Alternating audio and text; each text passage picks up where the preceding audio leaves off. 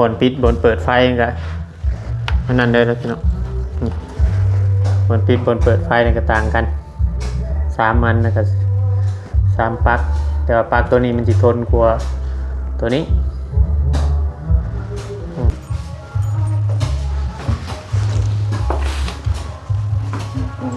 จะตีอย่างนี้เนาะ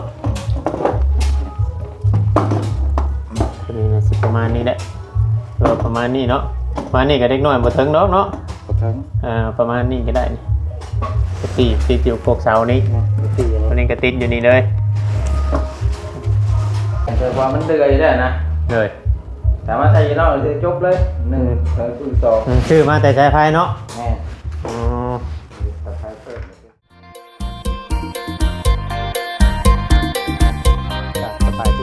สบายดีเนาะพ่อแม่พี่น้องเบิดสู่ผู้สู่คนเนาะเบิดสมองสุบอนว่าสิเป็นพี่น้องทางฝั่งลาวเนาะกราบสวัสดีพี่น้องทางฝั่งไทยอีกตัวนึงมาพบพ่อกับช่อง YouTube ของว่ายังใช้ใจเกินร้อยพี่น้องเนาะอีกคือเก่าคือเดิมพี่น้องเอ้ยV2เนาะเพียงเนาะจังได้ก็มาเบิ่งมาชมนำกันพี่น้องเอ้ยอยู่ทางบ้านทางเพื่อนของน้องไม้คือว่าทางบ่เวียงเองเอาอันสร้างเพิ่นมาเฮ็ดไฟเนาะเฮ็ดไฟเปลี่ยนหลอดไฟใหม่ใส่กระดานใหม่เนาะใส่กระดานไม้ใส่เซฟตี้ให้ไม้ตัดพื้นตัดไฟกันเนาะพี่น้องกันช็อตกันไฟใหม่พี่น้องเอ้ยจังไดก็มาเบิ่งมาชมกันเนาะเพื่อว่าความปลอดภัยของน้องๆเนาะเพียงเนาะแต่อยากให้เป็นคักแน่แหละน้ำเรื่องพื้นเรื่องไฟเนาะเพียงเนาะเขาก็เปลี่ยนดอดเปลี่ยนยังให้เดี๋ยวสิเข้าไปเบิ่งน้ำสร้างเนาะเพียงเนาะเพิ่นเฮ็ดจังไดก็มาเบิ่งมาชมกันพี่น้องเนาะว่าคือว่าเบิดหลายเติบอยู่พี่น้องเนาะในการเฮ็ดตัวนี้เฮ็ดไฟนี่แต่ว่างบประมาณก็ยังบ่พอหรอกแต่ว่าเวียงได้กระเทินที่ว่าได้เฮ็ดแล้วก็คือว่าเอาเพิ่นมาเฮ็ดเลยเนาะพี่น้องเดี๋ยวจังสิคุยกับผู้ใหญ่อีกเทื่อนึงจังไดก็ไปเบิ่งไปชมกันพี่น้องเนาะเพราะแต่อันเซฟตี้มันนี่ก็ตกอยู่ 3,000 แล้วพี่น้องเนาะ100เหรียญนะเนาะพี่น้องเนาะเฉพาะแต่อันนี้ก็ถือว่าแพงเติบอยู่พี่น้องเอ้ยแต่ว่าเฮาเปลี่ยนหลอดไฟมาให้ใส่ให้พนมไม้มาแต่เช้านี้มื้อนี้เนาะเปลี่ยนหลอดไฟใส่เลยตัวนี้เปลี่ยนหลอดใช่ไหมสบายดีเด้อน้องไม้นอนในเท่านี้เพิ่นนี่เนาะ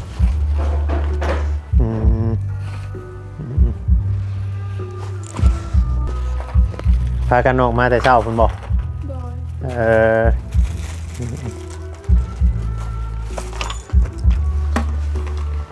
มาได้พอตัวนะฮะมาแล้วไปเดินเลยนะเนาะบอกให้ว่าคนกินเขาว่าน้องแล้วแต่ว่าเพิ่นบอกว่ามีแต่พี่น้องเอาไปอย่าเราแหละอย่าเรา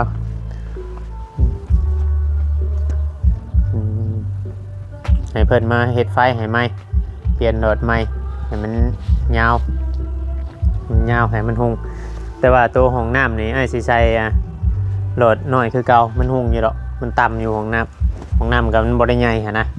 แต่ว่าสิเฮ็ดบอลปิดเปิดไฟให้อยู่พี่อยู่นอกพี่ห้องน้ำเพราะว่ามันปิดอยู่ทั้งปิดเปิดอยู่ทั้งเฮือนพุ่นเดี๋ยวสิเล่นเฮ็ดให้ใหม่ไฟมันยังก็เฮ็ดให้ใหม่เบิดเดี๋ยวสิใส่กันช็อตกันยังให้ ใส่กันช็อตกันยังให้ใหม่ห้องนอนแต่ละห้องสิใส่กระดานให้ใหม่เบิดกระดานใหม่ได้สิขึ้นเบิ่งสร้างเบิ่งเฮ็ดก่อน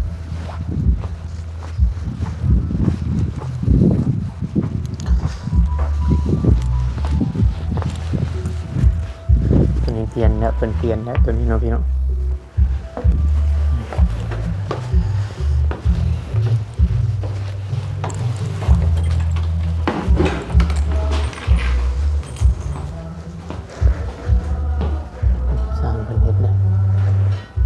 บายดีเด้อช่างเด้อน้องเนาะว่าเอาชื่อกระดานมาใหม่เลยไว้ของไฟของมันเลยพี่น้องเป็นกระดานเพราะว่าอยู่นอกนี่มันสีขนาดพี่น้องอยู่นอกนี่เป็นชื่อแบบมาประกอบเอาชื่ออยู่นอกชื่อแบบมาประกอบหันเอาแต่ตัวนี้เขาชื่อมานี่คือว่าบนปิดบนเปิดไฟกันนั่นเลยแล้วพี่น้อง มันปิดบนเปิดไฟนี่ก็ต่างกัน3อันแล้วก็3ปลั๊กแต่ว่าปลั๊กตัวนี้มันสิทนกว่าตัวนี้เดี๋ยวมาเฮ็ดได้สิเดินใส่นะป้าเสียงตู่เนาะ ดังเติม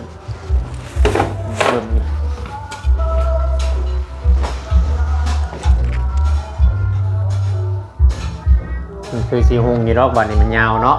แม่ ดอกตัวนั้นมันอยากน้อยมันสั่นโพดมันสั่นโพดดอกตัวนี้เครื่องหนึ่งเครื่องตัวเครื่องนวดเนาะ แม่ เครื่องตัวเครื่องนวดกับหลอดตัวนี้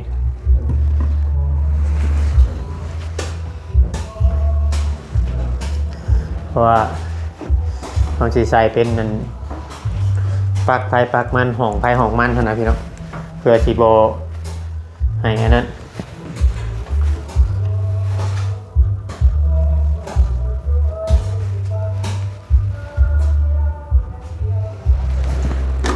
เพื่อสีโบหยาดไฟกันแต่ว่าเขาใส่บนเดียวนั่นบัด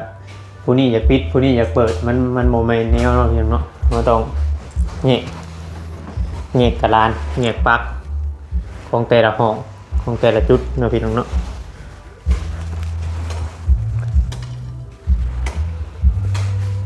เงียกกระลานเงียกปลั๊กว่าเดียวเฮาเฮ็ดแล้วได้สิอำเล็กให้พ่อแม่พี่น้องเบิ่งในสีในยังนี่ก็ยังบ่ได้ทาเดียวฮะบางเทอมที่ก็พวกสีนี่อาจสิให้เพิ่นขึ้นเพื่อนแล้วจังอาจสิมาทาอันโตที่มันยังบ่พอนี่ที่เฮาคุยกันกับผู้ช่วยคุยกับช่างพุทธนี่ว่าเฮาเปล่าสิเด้งตัวนี้เฮ็ดไฟนี่ก่อนเพราะว่าเพิ่นสิมาอยู่แล้วนะพี่น้องเพิ่นสิขึ้นเพื่อนมื้อวันจันทร์นี่เฮาก็อยากเอาไฟนี่ให้มันแล้วก่อนเอาไฟนี่ให้มันแล้วก่อนเพื่อจะมีแสงสว่างตอนค่ำตอนคืนมันจังบ่เป็นตาย้าน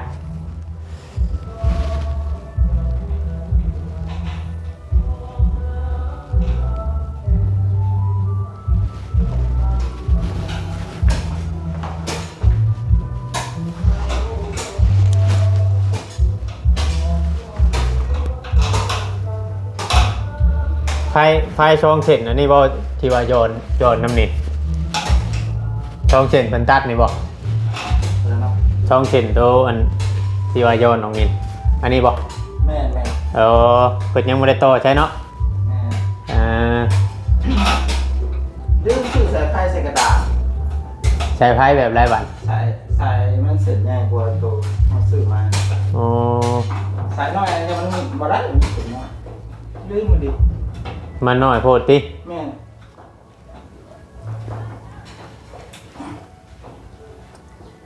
มันมีบ่สายไฟแถวนี้เนาะ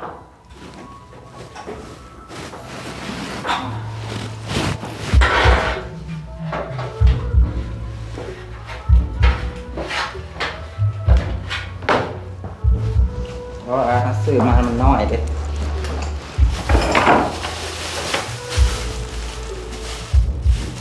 ทำได้ทำนี่โอเคอันนี้ไปซื้อแม่นหนึ่งแล้วมาสานกระดานเพิ่มนะสานอะไร เอาแต่เม็ดเดียว มันบ่พอติ แม่ จะเอาอีกประมาณเท่าไหร่2 เมตรบ่ฮอดบ่ขับเฮาไล่มาเพิ่มอีกจักเมตร กระดาษตัวนี้นี่ที่ไว้ทางไหนมาพี่ก็ต้องจับมา ทำไว้ข้างนั้นบัดเปิดประตูไว้บัดสิ มาสิบุรี บ่เห็นเนาะ แม่ทางนี้ แม่นสิไว้พี่แหละ เอาไว้พี่กับไว้ใช้เซฟตี้นี่แหละ เซฟตี้อยู่หั่นบ่โอ้ เพราะว่ามันจังไม่ได้ต่อสายนะ เอาใส่นี่แล้วก็สายไฟตัวเข่ากันนี่ตัวใจกันเลย เซฟตี้สิอยู่หั่น เลย กระลานเฮาติดเข้าฟ้านี่ได้บ่ ได้ เนี่ยเอาติดเข้าพี่ด้วยเพราะมันสิแข็งแรงกว่าไม้ชะล่าเด้ แม่ เพราะตัวนี้มันเป็นฟ้าไหม้เด้ แม่ ถ้าเป็นฟ้าไหม้เฮาติดเขา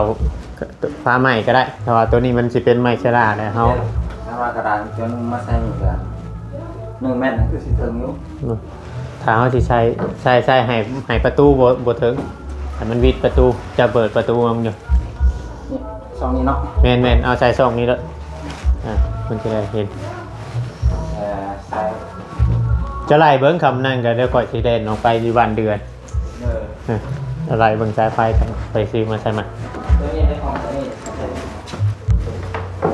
กระดาษ กระดานนะไปเข้าแค่นี้ เอาแทนนี่ก็เพิ่มกับว่าประมาณ5 เมตร 5 เมตรเนาะสายตัวนั้นเนาะ เพราะว่าสายไฟเนี่ยนะใส่ดอกไฟมันมีอยู่เลย อืม ลืมซื้อตัวนี้แหละตัวใส่ อืม กระดาษเพราะว่ามันต้องเส้นใหญ่กว่า อืม เพราะว่าสกัดได้นี่มันโค้งไปหันเดี๋ยวมา5 เมตรเนาะ อืม 5 เมตรซ้ำได้แหละ เฉพาะอันแต่กระดานทองอันนี้เนาะ แม่ พวกอื่นนะว่ามีสายไฟตัว นี่ สายไฟหลอดไฟอยู่แล้ว คือสายไฟนี่เกียร์มาแล้วใส่นี่เรานั่ง2 หลอด อืม ตัวนี้เอาตัวเก่าเลยป่ะ แม่ตัวนี้ใส่ตัวเก่าไปเลยเฮาบ่ได้ต้องหยังของเพิ่นออกเพิ่นแต่ว่าเฮาออกไปใส่ตัวนี่ให้มันอยู่ของไฟของมันนะจิ มีแต่สักหน่อยเพิ่มเติมกันเพราะว่าลืมจะซื้อสายไฟซื้อ ตัวเขาเรียนกับบอลนั่นพี่น้องเป็นโบจักนี่ก็ไปชื่อนำกันกับเพิ่นนี่นะชาว ชื่อนำกันก็ให้เพิ่นไล่เอาเบิ้งว่ะใช่นะเราเรียนกับโบจักนี่กับเรื่องไฟนี่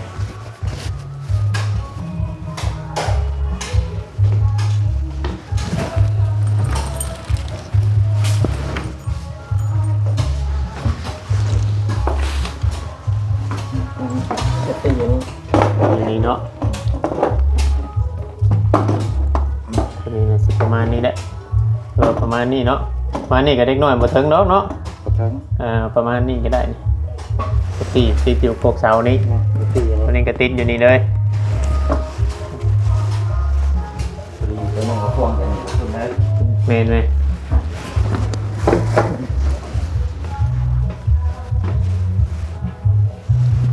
ไปใช้ตัวนี้บอกมัน บอกเงาอีกถ้ามันใส่นี่แล้วหมดวัน เฮ็ด แล้วก็ลองสั่นทางซองมันยังเหลืออยู่หลอดนึงมันบอก หลอดยาวของนอนได้หลอดหนึ่ง บอกหลอดสั่น หลอดยาวนี่จะใช้นี้เนาะกระลางใช้แล้วเนาะแล้วก็ เงานี่1 ตาราง2 3 4 พอดีเราซื้อมาสิ แม่วันนี้หลอดน้อยนี่ หลอดน้อยนี่มาใช้อยู่ทางขึ้นนี้นี่ ใช้นี่2 หลอดแล้วมันสิเหลืออยู่หลอดนึงหลอดน้อยหลอดสั่น หนาของน้ำเด้ อย่างน้ำบ่ นี่ โอเค หนาของน้ำหนาของน้ำตอน ใส่สีโฟมกันนะครับใส่สีกันเดียวเนาะ หนาของน้ำนะใส่รวมกันกับโบเป็นหยังเราเปิดคือว่าเขาแยกบ่คือเขาซื้อสวิตช์มาแยกได้บ่ ได้ บ่ แต่ว่าตอนนี้นะมันซื้อกันเดียว อ๋อ ใช่ฮะ เลยเดี๋ยวสีซื้อสวิตช์มา ซื้อเพิ่มเงินนะ แม่น อย่าใส่เงี้ย ใช้แยกโดดเพราะว่าจังหวะเขาเปิดมันสิได้เปิดเบิดควรเดี๋ยวโตไปทั้งเทื่อเพิ่นมีห้องครัวห้องหยังก็เฮาก็สิได้แยกไปเลยนะ อ๋อจะสบาย แม่ต่อไปทั้งเทื่อในอนาคตทั้งเทื่อได้เฮ็ดเพิ่นเฮ็ดก่อห้องครัวห้องหยังเฮาสิได้แยกสวิตช์ให้เพิ่นเลยแต่ว่าอันตัวนี้นี่ตัวเปิดตัวนี้นี่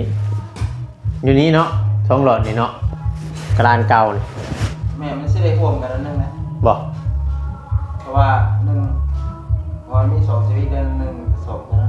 เดี๋ยวพวกเรามี2แล้ว เลยตัวนี้เขาเปิดหลอกเงานี่หลอดนึงแต่ว่าในห้องนี่เป็นห้องภายของมันเนาะมันเดือยได้อันแต่ละห้องพอมันมี3 อันเลยเปิดมันจะได้แบบว่าใช่ของใครของเราเลยก็เมียนเอาอีกกระดานตัวนี้ของเขาใช่กระดานเขาซื้อใหม่ กระดานชื่อใหม่เนี่ยออกมาใช้อยู่เนาะ เพราะว่าเป็น3 สวิตช์เลย โอ้ ตัวนอกนี่2 สวิตช์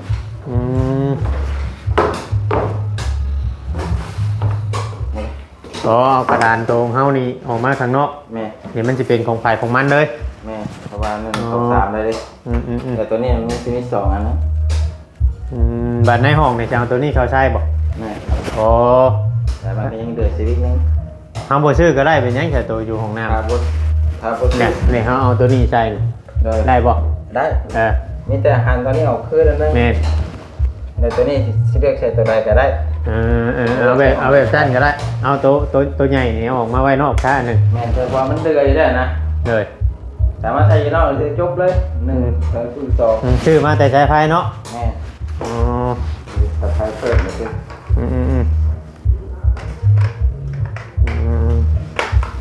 ใช่แล้วอันนี้พี่น้อง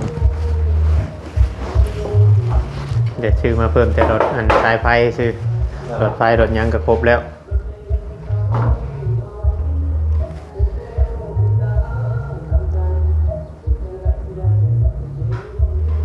ใส่คือว่าใส่หนึ่งเนาะ ฮะ ต่อไปใส่ที่บอก ใช่พี่บอกมันสิบัตรตัวทางพุ่นได้ใช่คือว่าเขาสิติดอยู่นี่อีกว่าหลอดหนึ่งเขาใช้อยู่นอกหันหลอดเดียวมาติดอยู่นี่ แม่ หลอดหนึงเนาะ เราท่าก็ได้ เนาะมันโค้งเนาะ แม่ มาติดอยู่นอกก็ใช้หลอดหนึงก็ได้เอามาอยู่พี่หลอดหนึง ใส่ในสิคุ้มน้องพี่เลย เมย์เอาใช้พุ่นหลอดหนึงมาพี่หลอดหนึงเอาแบบนี้ก็ได้ ใส่ช่องนี้ก็ได้ เมย์พอดีได้ใช้ไฟตัวของเขาโยนเนี่ยเอาออกรถ แม่ ออกดึงมาพี่รถเอาแบบสั้นก็ได้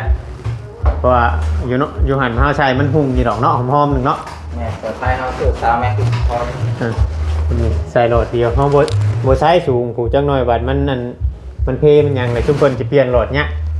ใส่ต่ำๆใส่ประมาณเขายืดถึงนะงอยบันไดเขายืดถึงนี่ก็ได้ใส่สูงได้จังหน่อย ใช่แบบเปลี่ยนสบายเนาะ แม่จะเปลี่ยนสบายเนี่ย ฟังใหม่ก็ได้เนาะทางหนึ่ง เมื่อกี้เคยคิดว่าสมมติว่าเขาใส่ตัวนี้ใส่วงกบนี่แบบเขาอัดตูไว้จะมันจะเทือนเนาะเทือนว่าจะบ่ เพื่อนคือมันจะรอบใช่ไม่ใช่รอบไป นี่ใช่ตามฟ้ามันนี่แหละเจ้าสิเลือกใช้ฟังใดก็ได้แต่ว่าเขายืดถึงเพียนได้ ทางนี้แล้วมันจะประหยัดสายไฟเข้าไปอีกเพราะว่ามันสายไฟมันเท่านี้เลย เลยอืม ดอกยังใส่ไม่เนาะ นี่เงาใส่นี้ใส่พุ่นมันเป็นโซนพอดีแล้วมันจังเป็นโซนหน้าประตูของนั่นของนี่เนาะ แม่ ที่เขาท่ากลัวกัน มันบังเลยแต่สมมติว่าติดนี้ทั้งที่เก่งบังเลยได้อยู่ โอเคใช่เดี๋ยวค่อยจะออกไปเบิ่งสายไฟใช้เบอร์มัน เป็นตัวอย่างก็ได้ ตัวนี้มาเนาะตัวอย่างเอาซ้ำนี่เนาะ เลย ซ้ำนี่ ใส่กระดาษมันจะสุกละลายตรงนี้มันน้อยพวกลืมลายนะ ประมาณ5 เมตรเนาะ5 เมตร หาเม็ดเจอสิพ่อเยอะเพราะว่ามันใกล้อยู่ 5 เมตรพี่น้องไอ้ต้นใช้เดี๋ยวจะออกไปซื้อไม้เพิ่นก่อนเพิ่นเห็ดมันจังไงเห็ดให้มันขัดนะพี่น้องเส้นน้อยได้ก็ความปลอดภัยมันก็น้อย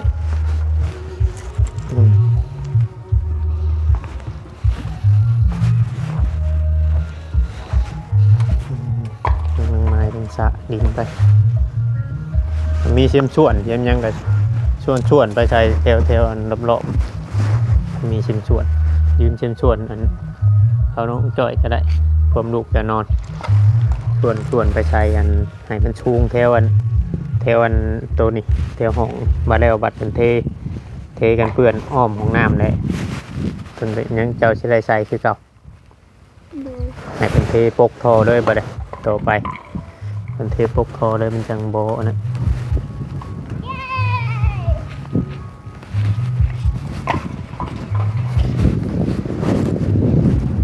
นอนแต่เช้าแท้น้องนิวตื่นแต่เลิกไปจักบ่ โดย ตื่นแต่เลิกนอนแต่เช้าเปลี่ยนเป็นโดดยาวแล้วพี่น้องเนาะวางกระเฮ็ดให้แบบเพื่ออันนั้นพี่น้องเพื่อความสะดวกสบายเนาะกันแยกปลั๊กพื้นปลั๊กไฟแยกออกจากกันอยู่ไฟอยู่มันเนาะ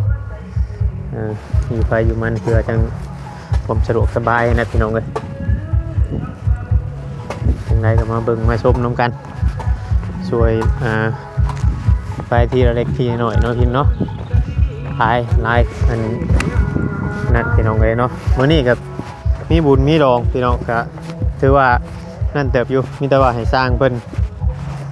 อันนั้นให้สร้างเพิ่นเคลียร์ไปแล้วบ่ยังที่ออกไปซื้อสายไฟก่อนพี่น้องเนาะ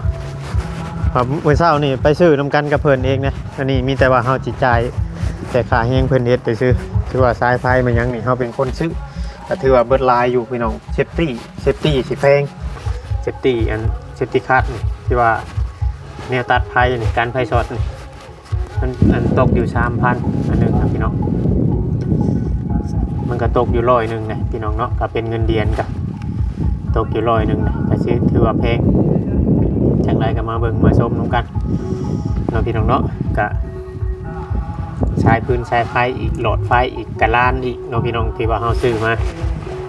ก็หลายเติบอยู่พี่น้องเนาะคิดว่าสิบ่นะทำเพิ่นไปซื้อเองนี่ว่าเวียงที่ว่าเพิ่นเอาแพงพุ่นได้พี่น้องเอ้ยค่าไฟอันนี้เฮาไปซื้อนำกันจังไดก็นี่แหละพี่น้องเนาะโอเคพี่น้องคลิปนี้ก็ฝากกดไลค์กดแชร์กดติดตามเช่นเก่าเช่นเดิมพี่น้องเช่นเก่าเช่นเคยคลิปนี้ก็ถ้าว่าผิดพลาดการใดก็ต้องกราบขอโทษขออภัยหลายเนาะคลิปนี้ก็ลาพ่อแม่พี่น้องไปแล้วจังไดก็อยู่ดีมีแฮงคือเก่าคือเดิมเนาะพี่น้องเนาะขอกล่าวคำว่าสบายดีเบิดทุกผู้ทุกคนเนาะ